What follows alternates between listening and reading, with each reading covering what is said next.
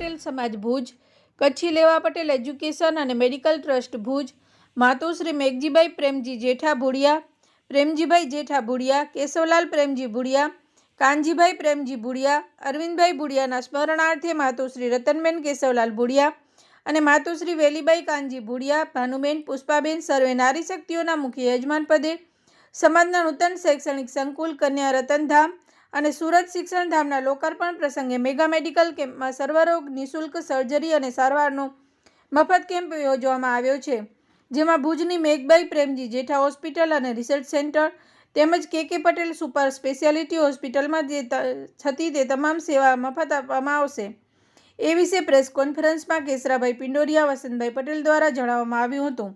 આવો સાંભળીએ એમના શબ્દોમાં। આવતી 29, 30, 31 ડિસેમ્બરે કચ્છી લેવા પટેલ સમાજ અસ્મિતા પર્વ ઉજવવા જઈ રહ્યો છે। અસ્મિતા પર્વ ઉજવવાના બે કારણો છે કે આપણે જે અત્યારે જગ્યા પર બેઠા છીએ એ સરદાર પટેલ વિદ્યા સંકુલ છે। આ સંકુલની સ્થાપના 1998 એટલે કે 25 વર્ષ પહેલાં સ્થાપના થઈ।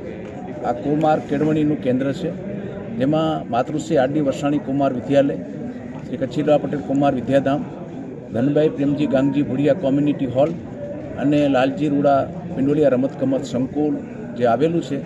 તો આજે આ ભવ્ય માળખું જે સમાજે બનાવ્યું એની ખૂબ મોટી જે સિદ્ધિઓ છે, સફળતાઓ છે, એનો આનંદ ને ઉમંગ છે।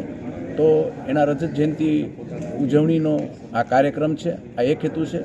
બીજો હેતુ કે અમારી દીકરીઓની જે સંસ્થા જે આજથી 35 વર્ષ પહેલાં જે સ્થાપના થઈ છે એ જગ્યાની ફેરબદલી કરી અમારા જે દાતા છે સમાજના એકલવી દાતાએ જે આખું જે સંકુલ જે બનાવી આપ્યું, એમાં આપણે કહીએ તો માતૃશ્રી મેઘભાઈ પ્રેમજી જેઠા ભુડિયા, કેશવલાલભાઈ કાનજી ભુડિયા, કાનજી પ્રેમજી ભુડિયા અને અરવિંદભાઈ કાનજી ભુડિયાની સ્મૃતિમાં આ પરિવારે સમગ્ર કન્યાનું જે સંકુલ છે બનાવી આપ્યું છે।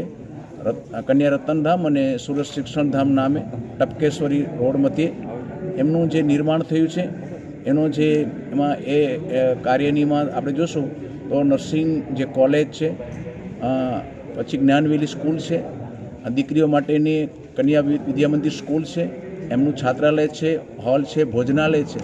હવે જે આધુનિક માળખું જે બનાવ્યું છે એમનું જે લોકાર્પણનો કાર્યક્રમ છે એ 29, 30 અને 31 દરમિયાન કરવાનું આયોજન છે। લગભગ અંદાજિત આપણે એમ કંઈક 50 કરોડના ખર્ચે એક આખું જે ભવ્ય સંકુલ છે એ બનાવ્યું છે અને એમાં હજુ ઘણા બધા વિકાસના કામો બાકી છે। એમાં સમજી લો કે અતિ આધુનિક રમતગમતનું સંકુલ, સિન્થેટિક મેદાનો, ઇન્ડોર સાથેના મેદાનો છે, એ ભવ્ય મેદાનો જે કચ્છનું એક નજરાણું હશે એ હજુ ભેટ થવાનું બાકી છે।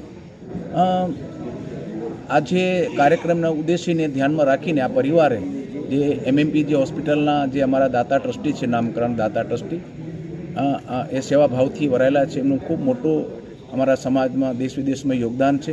એમની લાગણી છે કે આ ભવ્ય કાર્યક્રમ થઈ રહ્યો છે એની આ સ્મૃતિ યાદમાં, એમના પરિવારના યાદમાં કચ્છના તમામ જે લોકો છે એને રોગમુક્ત કરવા છે।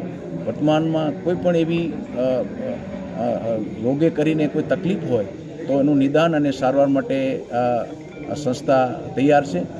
આમાં જે મુખ્ય બાબત છે કે પટેલ હોસ્પિટલ અને MMP જે હોસ્પિટલ માટે જે કંઈ સેવા સવલતો ઉપલબ્ધ છે એને ધ્યાનમાં રાખીને કચ્છના તમામ દર્દીઓની આમાં સારવાર થવાની છે। વધુમાં વધુ લોકો લાભ લે એના માટે ખૂબ પત્રિકાઓનું, લગભગ 1 લાખ પત્રિકાઓનું જે આ બધી વિગતો સાથે કયા રોગ, કયા ડૉક્ટર વગેરે આવવાના છે એનું ધ્યાનમાં રાખીને પત્રિકાનું વિતરણ થયું છે અને ખૂબ પ્રચાર થયો છે। મોટા બેનર્સ વગેરે લગાવવામાં આવ્યા છે અને આપ સૌ પણ આ કાર્યક્રમના હિસ્સો છો અને આપના માધ્યમથી તમામ કચ્છના લોકો સુધી આ માહિતી પહોંચે અને વધુમાં વધુ લોકો આવે એવો દાતાઓનો ભાવ છે કે આમાં કોઈ સેવામાં કોઈ બાંધછોડ આપણે નથી કરવાની। ગમે એટલા કચ્છના લોકો આવે એને આપણે ખૂબ આ રીતે સેવા કરવાની છે અને સવારે 8 વાગે જ આ કેમ્પની શરૂઆત થઈ જશે અને દાતા પરિવાર દ્વારા આનું ઉદ્ઘાટન થશે કેમ્પનું અને બપોરે જે આવનાર દરેક પેશન્ટને લાભાર્થીને બપોરનું ભોજન પણ આપવામાં આવશે।